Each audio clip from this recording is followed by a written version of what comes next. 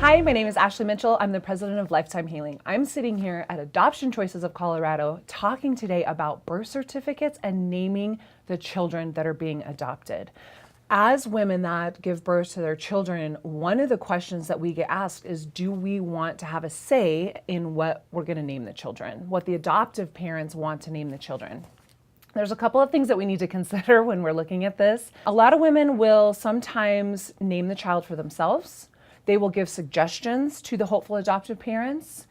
They will come up with their own little nickname.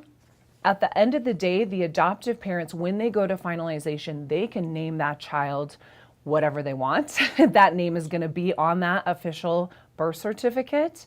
But there is going to be the original birth certificate that is created, that the mother of that child, the biological mother, can put her own name on it. We want to make sure we honor her in that space and allow her to name her child before she relinquishes the rights to her child.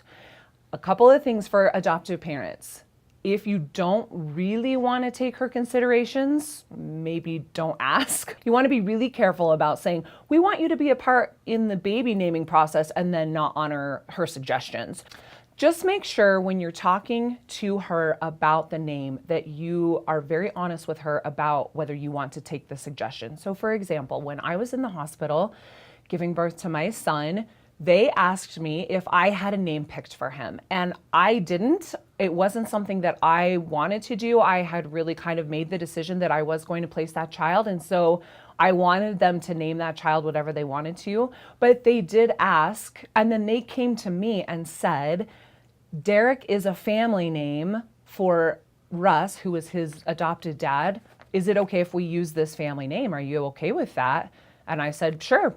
Thank you for letting me know. It was not something they had to do, but they did include me in that. The biggest thing is to make sure that she is aware of whether you will follow through with those suggestions of names that she gives you or not.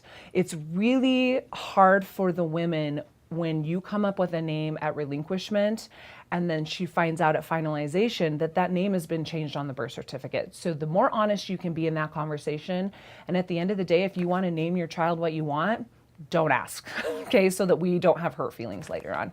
For more information, you can go to adoptionchoices.org.